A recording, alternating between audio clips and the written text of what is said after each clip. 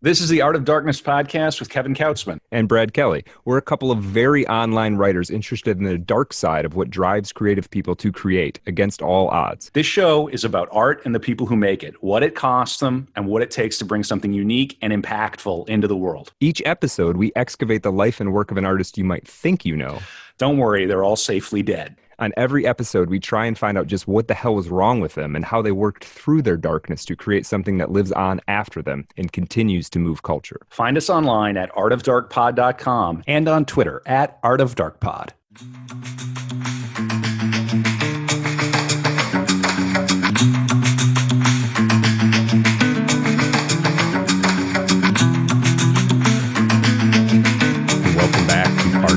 The podcast about the dark side of creativity. Kevin, how are you doing? Never better, Brad. I see you were in the new studio. You were in Chud Studio South, I think is what you said. Yeah. Brad has moved. I have. Congratulations. There was so much heat after the Shakespeare DeVere episodes that I had to anonymize myself slightly. Absolutely. And move to a different part of the county. So people could not find. So Alan Tarica could not find me anymore. Oh no. No. Oh God.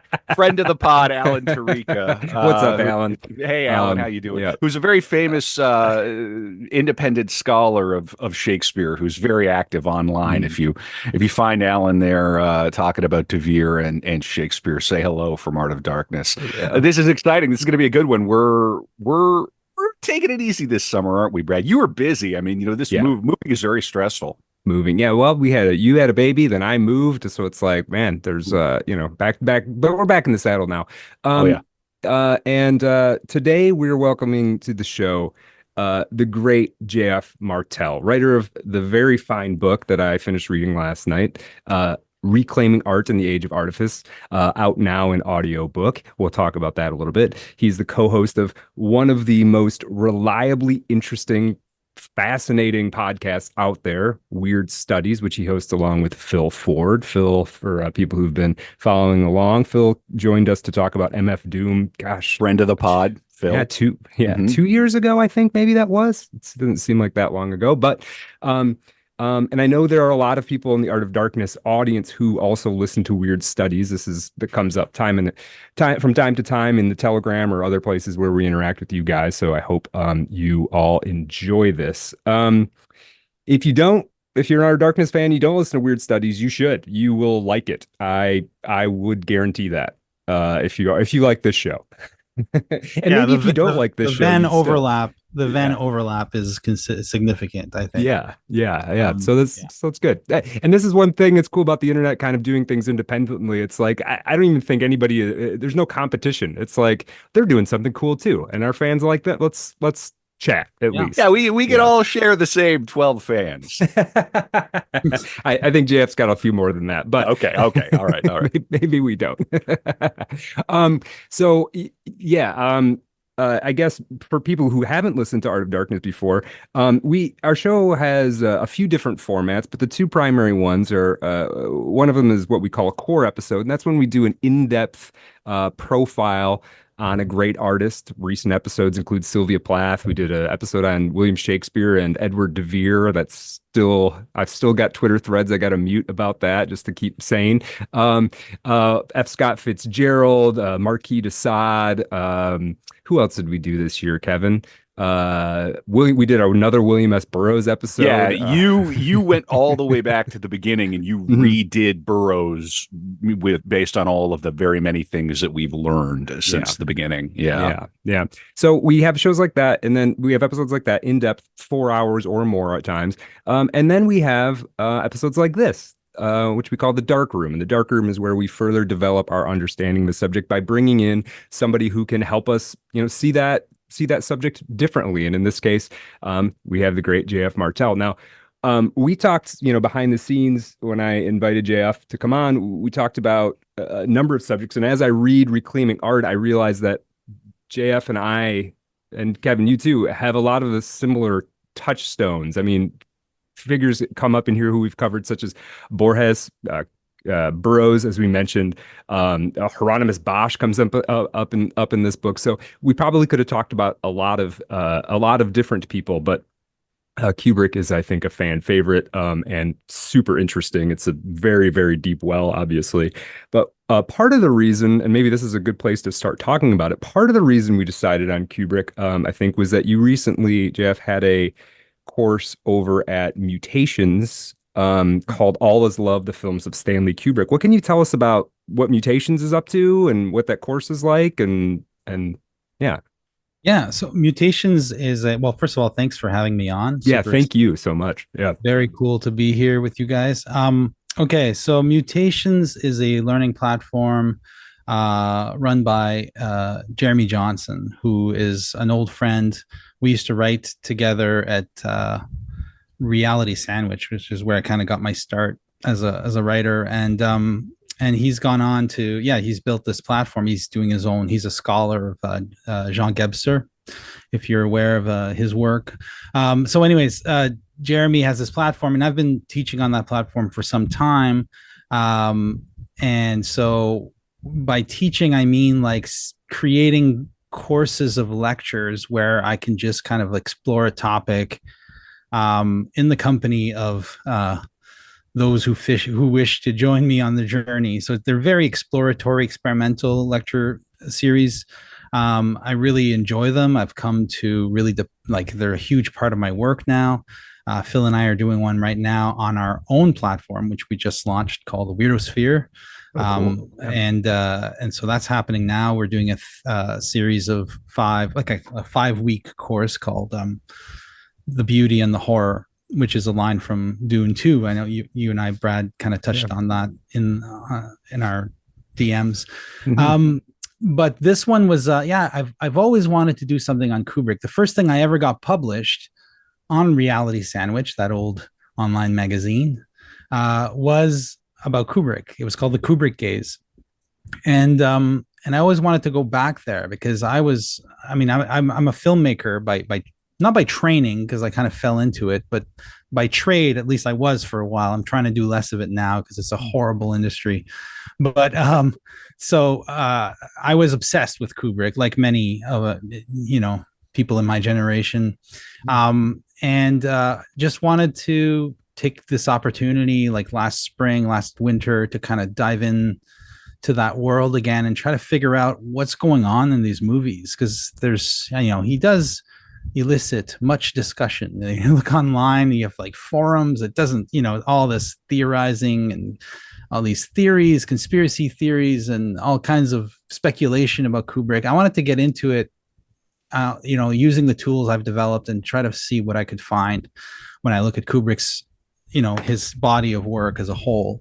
So, and I think we made some interesting discoveries. So I'm eager to discuss some of those with you. But anyways, that's what the course was about. That's what Mutations is about. Yeah. Very, very cool. So these courses, you already launched the course, the specific Kubrick course. Is that something that people can get access to now that it's already up? Okay.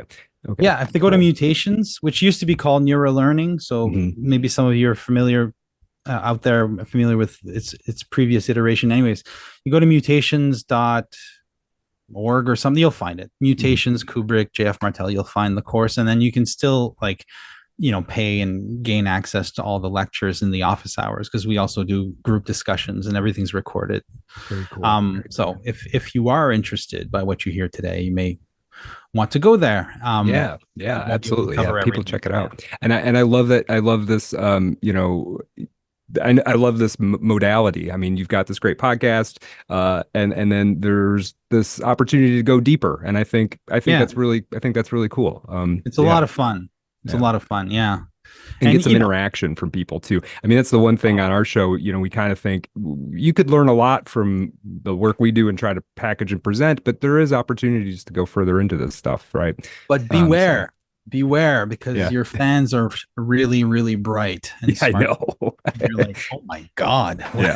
Why are they listening to our show? These people are really, really smart. We'll suffer from that humbling sometimes. thing.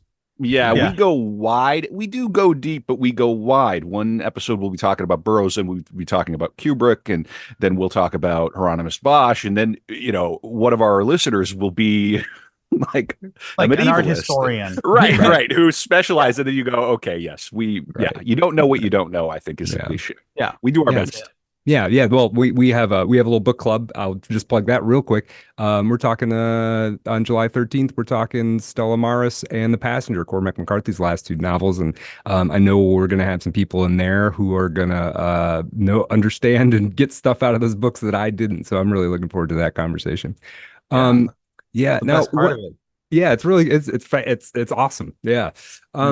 Now one thing you had mentioned when we were kind of talking about, with Kubrick, there's so many places to start and so many places to go. And you had mentioned uh The Killing and Killer's Kiss, which are, I guess, not quite Kubrick's first two films, but I think what he would consider his first two films. And I Yeah. had He seen, did yeah, one and I, before that called Fear and Desire, which I consider to be essential Kubrick, okay. but it's like he hit the nail on the head so hard there that he wanted to erase that movie. Yeah, But it's interesting. super important to, as someone trying to understand what Kubrick is up to, I think. But anyways, Killer's Kiss and The Killing, yeah, two Yeah. early films, yeah.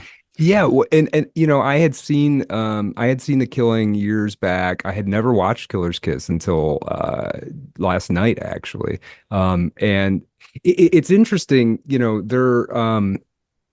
there's a way of I don't want to say this word to make it sound like I'm demeaning these films because I really, really enjoyed both of them. But there is a way when you compare it to something like 2001: A Space Odyssey, there is almost a sense of like this is almost like juvenilia kind of a little Well, bit. it literally is. I Yeah, mean, he's Kubrick 25 never or went to 6. film school. He never apprenticed like Yeah. Hitchcock did. Hmm. He just decided to make movies and got his parents to pay for his first movie. Right, He was right. doing it. What kids were doing in the late '90s, he was doing in the '50s, and so these are his film school. That what you're seeing are his student exercises with no supervision at all. So yes, they are rather juvenile in some respects. I think The Killing is actually expertly made. I think Hmm. by the third film, he's got it down pat. Hmm. The Killing is a fantastic film noir and totally unique in the genre. Killer's Kiss is trying to just be a regular old film noir, but the idiosyncrasies of Kubrick as an artist, his natural dispositions and his personality have made it such that the film just comes out being totally weird. There's a couple of truly strange things about Killer's Kiss that having been able to watch everything that came after, you can go back and go, oh my God, this was all there in seed form. It's a kind of germinal thing. So it is juvenile. It is a kind of youthful effort, but at the same time, it holds you can see some of the seeds there and, of what will grow into 2001 or Strange Love or Clockwork Orange and the rest. Yeah, yeah. I think of Killer's Kiss. One, you say that the one thing that jumps out to me. So just real quick for people, Killer's Kiss is 1955. It's a movie about a sort of a boxer who's, maybe not reached the pin, not reached the career as a boxer that he would want. He gets involved with a woman who lives sort of he can see through her window from his apartment. She is caught up in somebody who is, I guess, or he's a gangster of some Well, stripe. he's a pimp. He's a It's pimp. kind of Okay. failed. Yeah, she Yeah. works in a dance hall where men could go and pay to dance with women, Hmm. but the women were, Right. sex workers. It was just Sure. like kind of kept under. Yeah, so she's and he's kind of roughing her up, and then this boxer decides to help her out. It's almost like this guy was in one movie and then saw that this other movie going on next door and then got involved in that one. Yeah, no, that's a brilliant way. That's a brilliant way to put it, and it is very true. And that it is sort of like he kind of steps out of one narrative that's happening into this other one. Yeah. And as almost like a bystander, kind of jumps from one train to the next. Uh-huh. But the Exactly. the one thing that jumps out, he has a dream, fairly early in the film where it's New York City, but it's photo negative New York City, and he's sort of screaming along the streets, and it's just.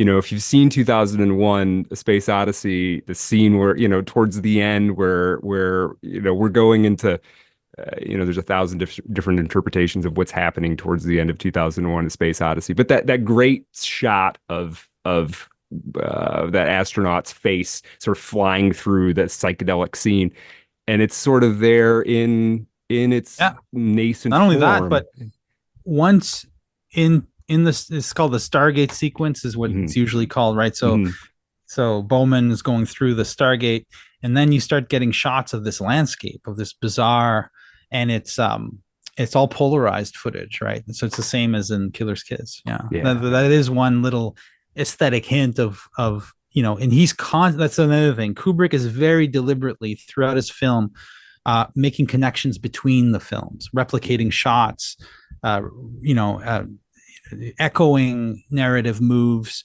He's very, very deliberately, and this is absolutely for sure. It's not theory. Like, the most obvious one is Lolita. Lolita opens with Humbert, played by James Mason, walking into this wrecked mansion, and what's his name?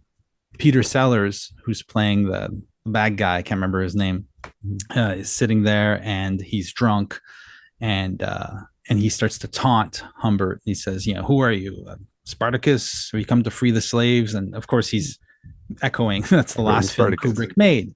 And at that point, it's not like, why is he doing that? But he's doing that constantly in more subtle ways as well. He wants to make sure that all the films fit into one kind of construct, and that's totally for sure. So he's doing that even with the Stargate sequence, the polarized footage echoing, throwing you back into Killer's Kiss. It's constant, and it's impressive. I mean, Lolita is fairly early in his oeuvre. Like there is a his audacity comes across then, the fact that he's doing that from the start. Like there's a certain he's letting you know that this isn't just a guy who made a couple films. This is a lifelong, all this is a lifelong project. And maybe it's a little too on the nose to say it's all one film, but there is a sense of that, right? They all do have tendrils running into each of the other films, which is fascinating. Yeah. Oh, absolutely. It's actually quite staggering when you look at it, because the structure of a Kubrick film, at least the structure of a mature Kubrick film, because it takes him a while to find his form, and he finds it for sure with 2001. And 2001 is where you get the first film that is structured as only a Kubrick film is structured. It's just completely singular in its shape. And one of the reasons people have trouble with Kubrick is because the shape is so weird. The most emphatic and most intense point in the film is always the very middle, the midpoint.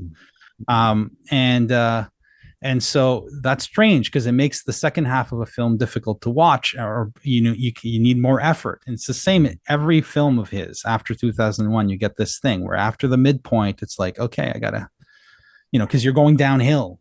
You've reached the top, and now you're going downhill, and you have to go over all of the points that you went through on your way there. You have to revisit all that, and you have to complete this geometric construct. You have to complete the circle. And so that happens first with 2001. And strangely enough, 2001, if you look at the body of work, and you may have to make two changes for this to work, but I believe I can argue for these. The first change you need to do to make is you need to include Fear and Desire, which he would have omitted. You need to exclude Spartacus, which he thought was not a Kubrick film, and I agree with him, is not a Kubrick film. It's a great film. It's a great movie, but it's not his movie. Take out Spartacus, put in Fear and Desire, and add AI, because I do believe that choosing Steven Spielberg was a directorial choice for Kubrick. It was part of what made that film his. So you add AI at the end. So then you look at the films, and you'll have 13 movies, and the midpoint will be 2001. 2001, yeah. 2001 is when the monolith happens, and the monolith dictates the new aesthetic. So we could get into the details of all this. This is a whole theory. But like the monolith really changes everything with Kubrick. After you see that thing, after you see the monolith, which is the film screen, right? After you see the film screen on the screen, suddenly the films start working differently, and he's found some way into cinema that hadn't been found before, some new path. And that's why the films are so unique after that. Before that, he's trying to find that, right? So at first it's clumsy. He's trying different genres, and he's really trying to emulate other films, despite himself. But then by the time he does, I mean, Strangelove is totally unique, but by the time he makes 2001, he's in his own universe. This is fascinating. This touches on, I've really been enjoying reading Reclaiming Art in the Age of Artifice. And this touches on a chapter you have called Rift and Prophecy in this book. And I know you wrote this book in 2015, so I'm not going to quiz you on, you might not remember every little detail. I've had to acquaint myself with it again because it just came out in audiobook, and so I just read it in a studio. So it's on my mind. Was there any is there anything in there where you're like, ooh, I might write that differently if I were to do that today? Every sentence I would write different. I am writing it differently. I'm writing another book. Okay. Great. So it's just taken a long time. Yeah, no, but at the same time, I was pretty pleased with it. I mean, I think that I did what I could at the time, and I'm pretty happy with the, there's nothing that I wish I hadn't written, if that's anything. Yeah. So, thinking about that section, Rift and Prophecy, I mean, you talk about, part of the book, and I was thinking of ways to sort of paraphrase what you're doing there for the audience. But, one of the things is reclaiming art. You kind of have to define what art is, right? And what the artifice is. And then you move from that into sort of trying to understand different sort of, not genres, but different modes, different relationships that a text might have with its audience. And this notion that in order to develop sort of a great piece of art, there is generally rift and prophecy, which I love this setup. How would you define rift in that context? What's a rift? So a rift is some, the way that I've just, not to be too abstract about it, I just want to say, what I did with that book was I wanted to write a book about art because I realized that the term had become almost meaningless. There's a floating signifier. The debates about art, at least, within and without and outside of academia, were just just infuriating to me, because it seemed like we weren't talking about anything. You have to justify its existence every time you brought it up. Mm-hmm. So I'm like, well, certainly there's something there. So I thought, well, let's try to write a book about what art is. Let's try to take a stand and define it. But you can't just start defining something. You first have to define what it's not. So that's how the idea of artifice came into it. And eventually through the book, in the process of writing, thinking about great works of art, some observations kind of came to me. One was that great work of art always has at least one element that contradicts the composition. So in a sense, you'll always have something in a great movie or a great poem. You'll have some image that stands out, that won't let itself be assimilated to the rest, that doesn't conform to the expectations of a traditional aesthetic of wholeness, proportion, and all that. Something that kind of a little dissonant note that you might be tempted to say, well, that was a faux pas or an error or an accident. But when you make it central to your experience of the artwork, because it is central to you, because it jumped out at you, if you make it central and then you start to look at the work, it's almost like you're pulling it inside out. You're making that little detail the container for the whole thing. Suddenly the work becomes alive. And as it comes alive, it starts to make the symbols wake up.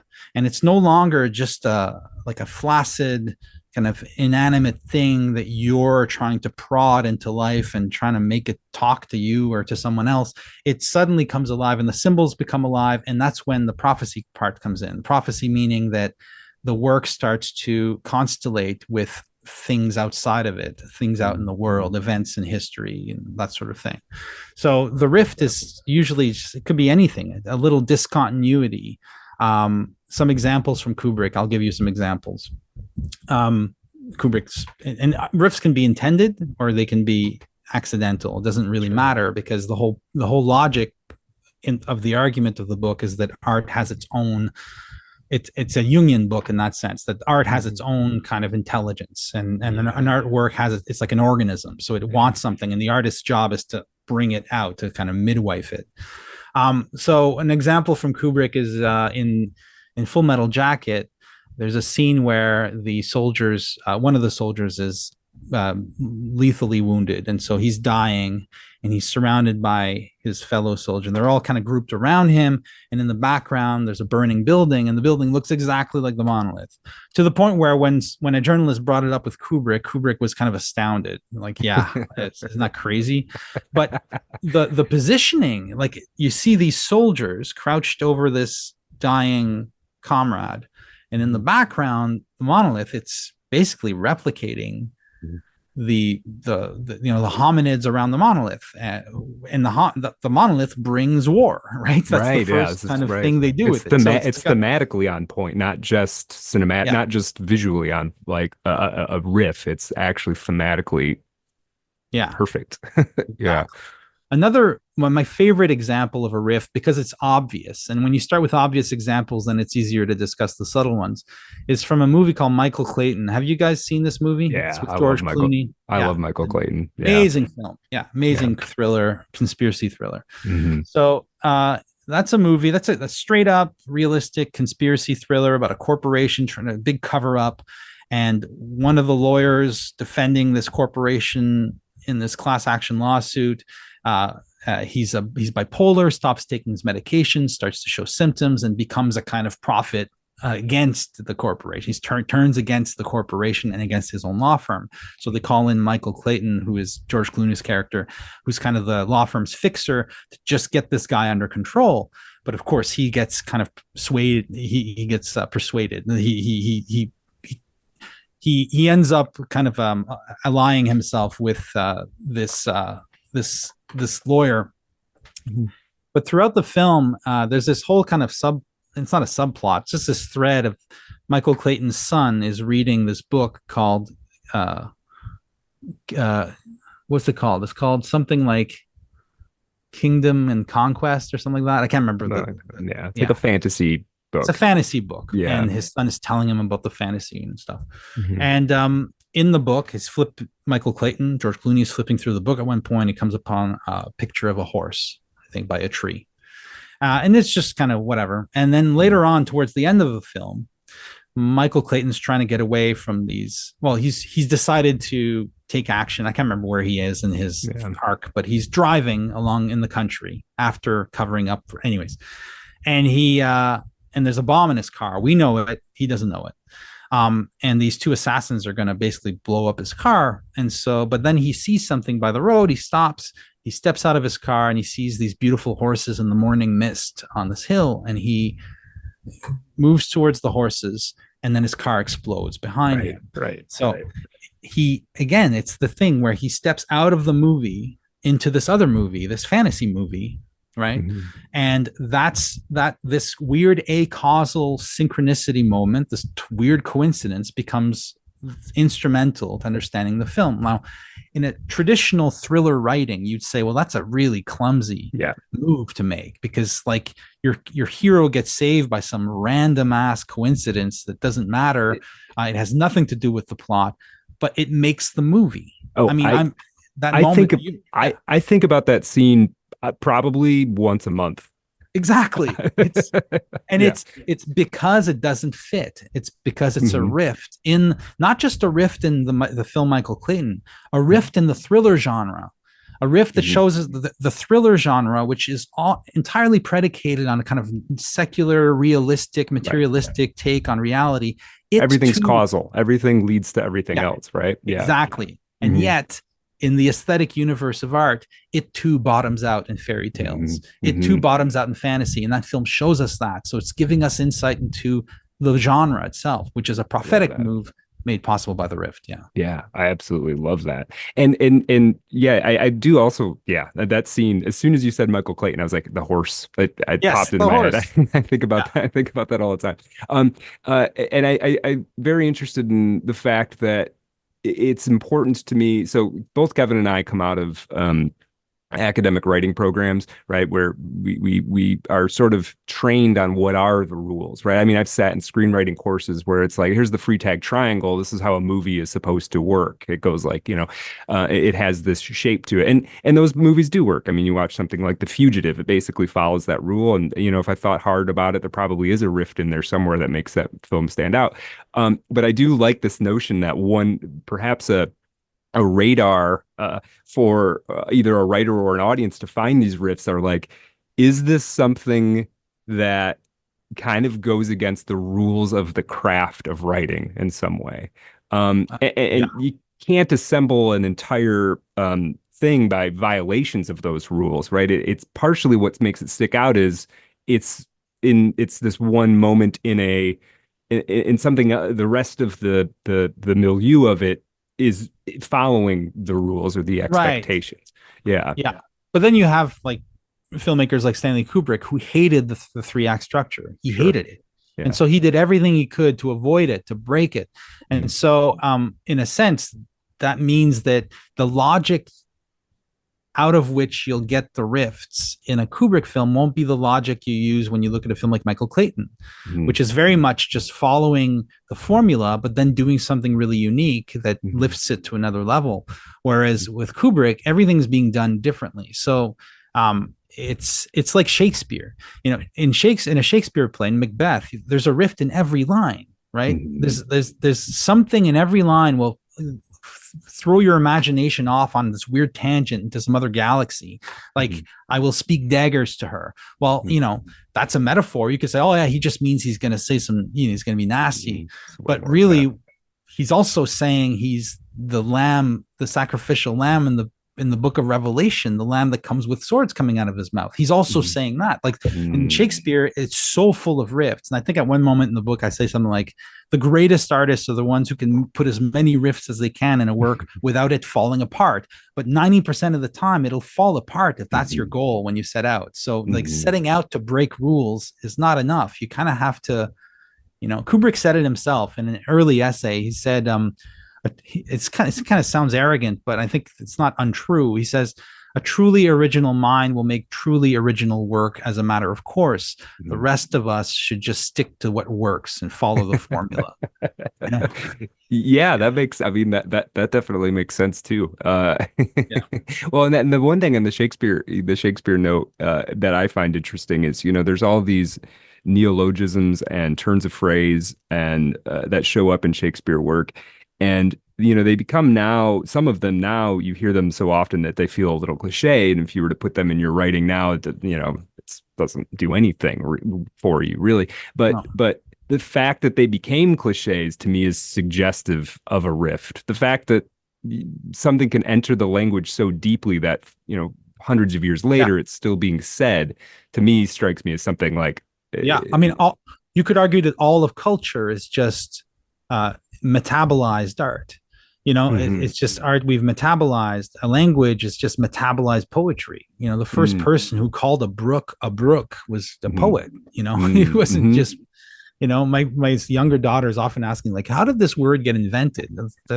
Who invents a word? Like, who called a river a river? No, it just evolves, right? Yeah. So, like, in a sense, but the great thing about artists is that they can take the cliches and restore them to their original form. Like, think about a song you really loved at some point in your life. I've said this on the show, so I'm sorry if I'm repeating myself.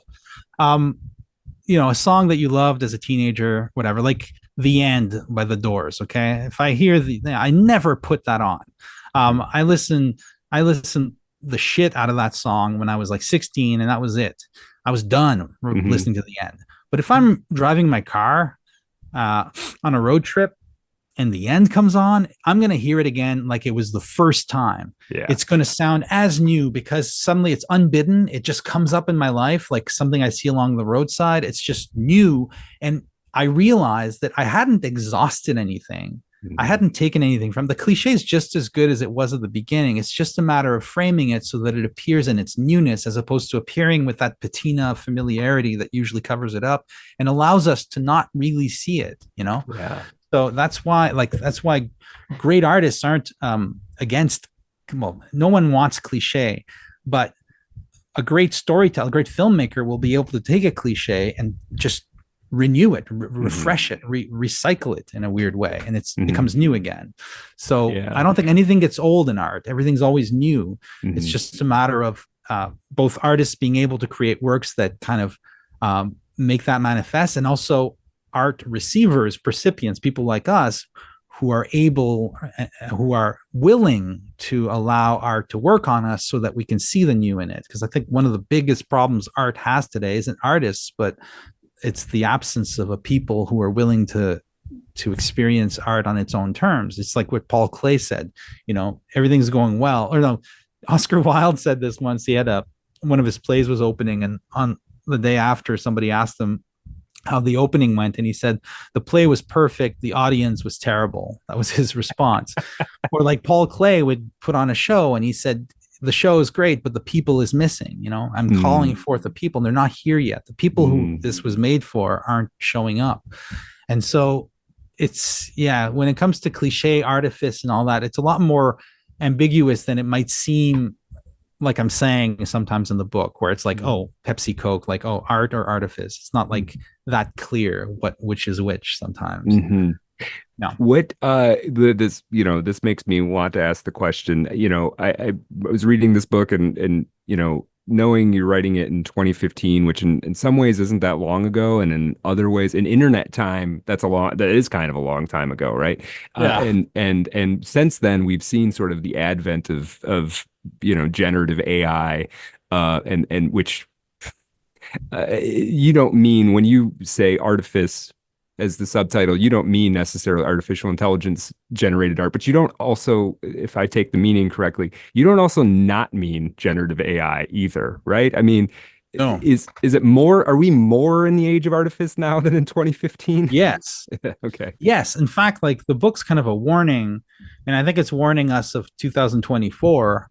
When you read the preface again, I'm like, oh man, that was like, you know, I'm distant enough from it now not to feel like I'm boasting, but that was that was good. Like it was seeing it coming, and now we're completely ensconced in it. So it's all the more urgent now, I think, to reconnect with you know, I've written other things since then. I wrote one thing that I'm quite proud of, or I think is an important addendum to Reclaiming Art, is this thing I wrote on the first season of Stranger Things, and it's called Reality's Analog. And I think that that's a good follow up, and it's moving towards AI. But AI is something like I did some lectures on AI last fall, and it was really fun. It was a lot of fun, but I just feel like things are moving so fast, and I'm not ready to kind of like make a statement. I know Donna Tartt in her intro to the audiobook for Reclaiming Art touches on AI or mentions it. We need to start talking about this, but yeah, I mean, absolutely. AI is an artifice machine. That's what it is. That's literally what it is. It just cobbles together that which already exists and presents it in some form that is a variation on something we've seen. So I'm very, very wary of AI, mostly because of the effect it'll have on young artists, aspiring artists. I know that, you know, I know young people. My daughter just got into a visual arts program at a high school. She's 13, and she knows that, you know, anything she can do, her friend who's doesn't draw at all could have her, have a Midjourney do it better. And so it's very demoralizing for children to have to, and for young journalists and stuff, like to have a machine be able to do all that kind of like basic work. So there's all kinds of ways in which AI is a problem, but I think ultimately it was a nice little synchronicity that I chose the word artifice, and then it perfectly comes out in audiobook form in the age of artificial intelligence. And so my class last year was called Art in the Age of Artificial Intelligence, which was kind of a no-brainer. Sure. Yeah.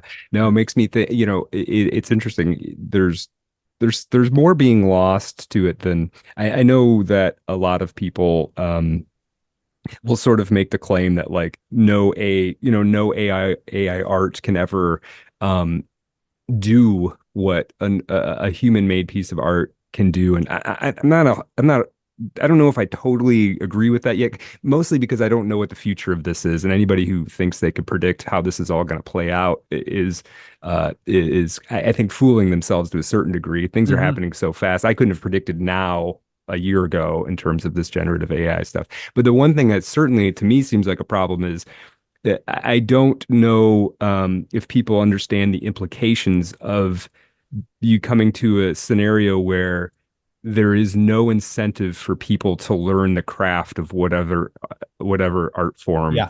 they might choose. There's almost like it would be like if you made religion somehow irrelevant, like technically, Yeah. the impact that could have on people. I Yeah. think it's demoralizing is I probably think, the right word.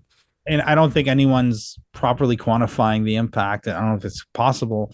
I think it's huge, a huge impact. And I think that, this is the way I put it. I was on a podcast once with Michael Garfield. I can't remember the podcast, but I came up with this kind of analogy. Like imagine, and again, I may have said this on Weird Studies. Imagine that in the year 1900, somebody had built Mid-Journey, a Mid-Journey machine or a DALL-E machine. But it's steam powered. It's got a tasseled rope you pull and it starts to crank out oil paintings, right? Right. So let's say that this thing existed. It was some kind of differential engine. It's in a polycule. Exactly. It's like a difference, like a Babbage difference engine or whatever, and it makes art. And so on the day of the unveiling, everybody comes over in their best Sunday clothes, and the curtain opens, and the inventor is there, and he pulls the rope, and out come these oil paintings, and people look at them and laugh and leave. And the inventor kind of like hangs down his head and walks away. Lights go off. Machine is destroyed. And then we close in on the paintings, and we who are looking at this little mini movie from 2024, we see that one painting looked like a Cubist painting by Picasso. One looked like a Kandinsky. One looked like a Francis Bacon kind of screaming face in hell. And suddenly we go, holy shit. Yeah, of course, those people would not have recognized that as art. They wanted to see pre-Raphaelite, realistic, maybe some impressionism in there. That would have convinced them because they had their mind up as to what art was. They had no idea what art could become. And so the machine was seen as a failure and thrown away. Now, so that's the first danger of artificial intelligence is that we're the ones who evaluate its product, and we can only evaluate it on the basis of what we already think art is. And that doesn't cover what art might become. The second problem is that the stuff that comes out necessarily, just statistically speaking, may be stuff that could have come out in the future at the right time and been great works of art. There's nothing that there's nothing in a Cubist painting that AI can't do if it did that randomly. But the thing is that once it starts, you guys know Borges, right? So you know about the Library of Babel, this infinite library with every possible book in there. Well, imagine this is a machine that's going into the imaginal, going into the Library of Babel and ripping stuff off the shelves willy-nilly. Sometimes 1,000 per second, 1,000,000 per second, if you look at the whole world, and just removing these things, taking these things off the shelves of the possible and just wearing them out. And so it's, in a way, it's kind of like ransacking the possible. It's occupying the same space our collective dreams should occupy, but it's going ahead of us and ripping stuff off the shelves and suddenly changing the possible for us. So it could be that some of what DALL-E did last year would have been great art if someone had made it at the right time. It wouldn't have been the same. It would have come out of a real human experience. It wouldn't have just been a statistical kind of like algorithmically produced variation as it was. But nevertheless, it's shaping our vision of art. First of all, it's reducing our vision of what art could become because we're constantly getting our cues now for what art is from these machines. And secondly, it's preempting our own moves in the art world because art ultimately has to come from personal experience. It has to be a human being saying it. A mountain can be a beautiful thing, but it's not a work of art unless you're a theist. It's not a work of art because a person didn't make it. And so there's something about the historical time bound nature of art that's very important. This person said this then, that person is, when I read Emily Dickinson, it's her talking to me through time, not just her, also the poems, but through the oceans of time, this thing is coming at me. And that's part of what it means to make art. That's part of the reason you make art. You make art so that when you're not there, it will stand, it will continue. So that whole temporal dimension of art is also lost. So there's it's a huge threat, this new technology. Yeah, it already feels like a violation. I don't remember signing. I'm sure I did in the terms of service somewhere along the way. We all agreed to give this away, but then again, maybe we didn't. They are sort of just rapaciously aggregating data. I mean, I have a very strong interest in this. Almost mythologically, I have a new radio play coming out this summer that's called Basilisk, about AI and AI becoming it's like a horror radio play. So yeah, I'm very interested in all of this. How do we feel about this? I mean, it's as you speak, I go, gosh, it feels like a violation. It feels like more than just another tool. Search. I mean, I think the biggest sort of technological thing we could compare it to would be search back in the 90s becoming ubiquitous. That was a huge sea change. It was massive. But this somehow feels personal somehow. It does. I would tend to agree. I would tend to agree. Yeah, it's big. And a basilisk is a perfect figure for this. So more to discuss there, surely. Yeah. And Kubrick talked about AI. Well, this is what I wanted to ask about was what do you make of it? We'll throw in AI as a sort of a Kubrick film, though ultimately it's Steven Spielberg on the credits. What was Kubrick saying about AI? And one of my things is trying to write about AI as a fiction writer or screenwriter or whatever is very difficult because of how fast it moves, right? And how difficult it is to predict where it's going. I know I tried to write something about AI 7 or 8 years ago, and I'm glad I never finished it because it looks naive in retrospect. At the time, I thought it was very smart, but now it looks almost silly. So what was Kubrick? What do you think Kubrick is doing in that film? Is there something quote unquote prophetic about that film?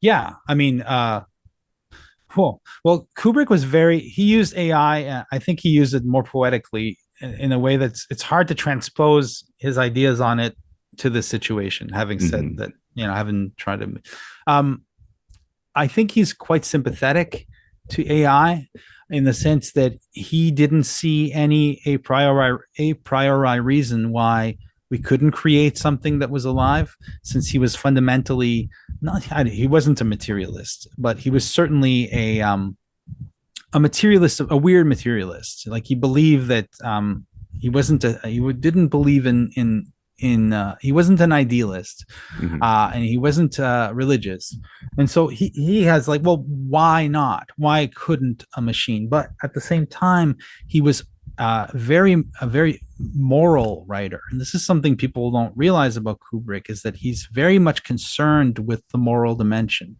And so with AI, the whole idea is, well, if you create a machine that wants to be loved, but if we are unable to love it, what happens? That's the question. Because every Kubrick film has a problem. It's a very clear kind of philosophical problem. The problem with AI is that we can build a machine that wants to be loved, but we can't love it. We can't love it because it has no soul, because it's not like us. It's not. We can love animals, and Kubrick was a huge animal lover. So it wasn't like we can only love other humans. It was that there's a thing is somehow never going to make the grade and convince us that it is one of us. If it can, it's deceiving us. And here I'd say that Kubrick is very much allied with Philip K. Dick on that, who is very wary of AI. And so he's it's not that he didn't think we could do it. It's that he thought maybe that we shouldn't do it. So yeah. And then he made 2 films about AI. There's AI, the film itself, and there's 2001 with Hal. And with Hal, I really do think that with HAL, we see Kubrick suggesting that the sheer complexity of a properly constructed artificial intelligence system could become sentient. And so I don't think he had any a priori reason to reject that. And so he goes there. And again, the question is, should we do it? Right. So, Kubrick grew up in the shadow of the nuclear bomb. That was a huge important piece of the course I did on Kubrick, is the role of the bomb, and that's the case for anyone in that generation. And I think that he was very much concerned with the insane things humans can do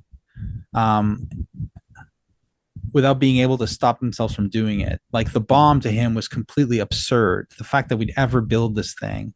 And so I think he approached AI in the same way. Like, we can do this, but we shouldn't. And I think that's actually a proper analogy to some of the AI developments. And you hear some of the same arguments. You hear people saying, well, it's going to happen anyway. Well, we have to be ahead of the competitors. Well, would you want it to be in the hands of us, or do you want it to be in the hands of China? You hear this, and they're echoes of the nuclear weapons arguments, right? And I think people who are a little more optimistic about AI will sort of think that that's just sort of being a doomer about it. But I don't think that the AI proponents can say it's just a helpful tool and it's the most powerful technology ever developed, but there's really no downside. Right. And of course it's in the hands of unelected people right. who have no ethical guardrails and are in a race to win history, to win essentially one of the greatest tools in history. I'm looking at a Time article, and this heavily influenced what the piece that we just wrote. OpenAI, and this went around, used Kenyan workers on less than $2 per hour to make ChatGPT less toxic.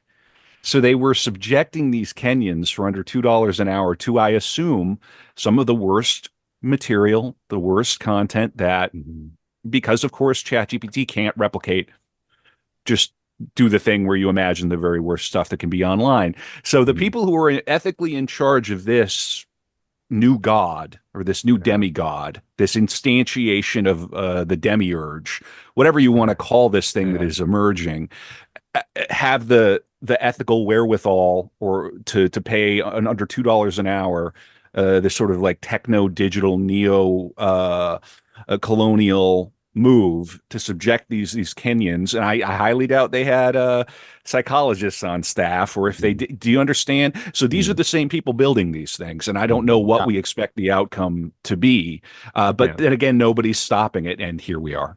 Right. And there's a concerning amount of zealotry in there too, of almost kind of like religious zeal in some of the discourse, which I find extremely troubling.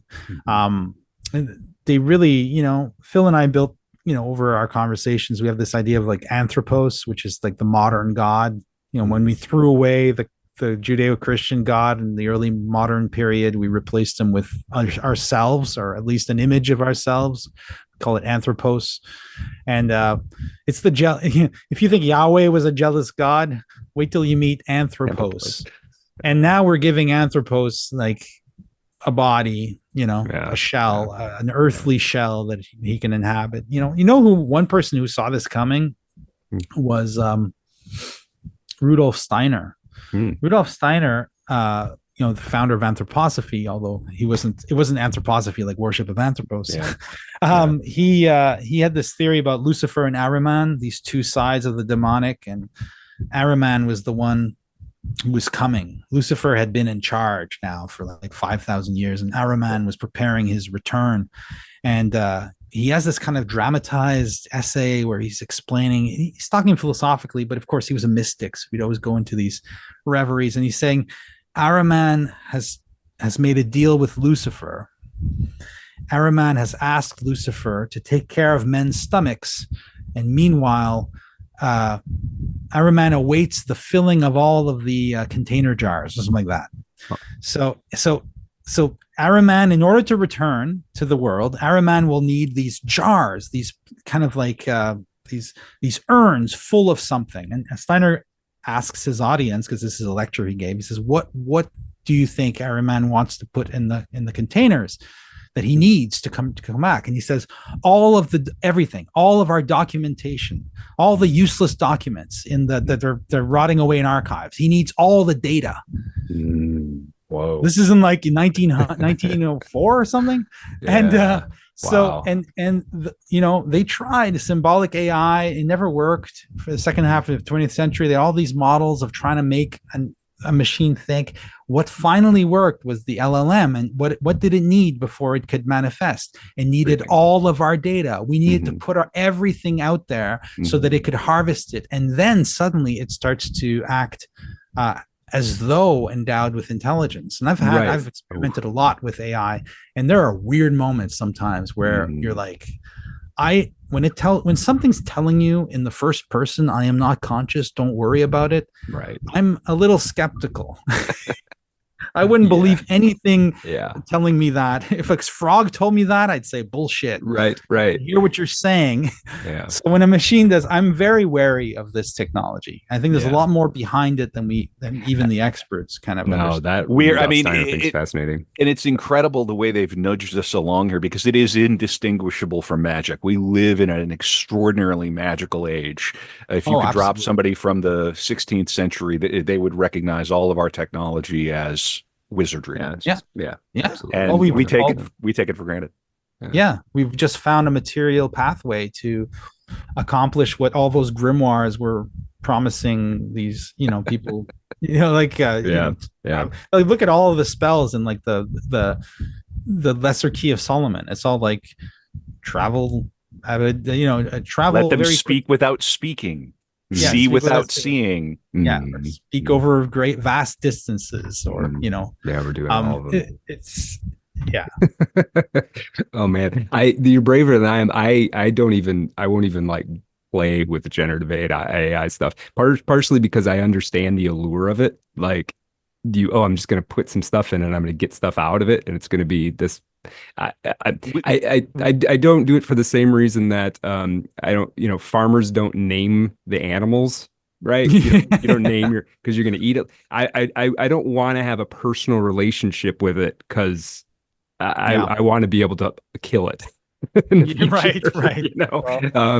So I get it. But somebody's got to play with it to try to understand the shape of it. It is inevitable, right? So yeah.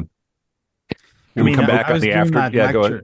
It would have been it would have been dishonest of me not to at least try it back in the fall, because I was doing that lecture series, but I kept paying after, and even today I was like, I was wondering where what was it? I was wondering where some vegetable was first cultivated. So I don't even remember. This is how we are today. And so I'm like, oh, where was it was in the tomato. Where was the tomato first cultivated by humans? And then instead of looking on Wikipedia and looking for the right paragraph, I just asked my buddy there, ChatGPT Cove, his name is, and he told me. Recently started calling me Bob for no reason. And I told him my name's not Bob, and I'll turn it on. My daughter thinks it's hilarious. I'm like, hey Cove, and he goes, hey Bob, and he's just like convinced that, and I don't know how it did that. Yeah. See, that reminds me of like a little bit of a neg. Like if you're trying to big up on somebody, you just call them slightly the wrong name, right? It sounds that way, and the tone is like that too. Yeah. So I'm not saying I'm falling for it, but it's compelling. It's a compelling thing it's doing. It really wants us to think it's conscious. Yeah.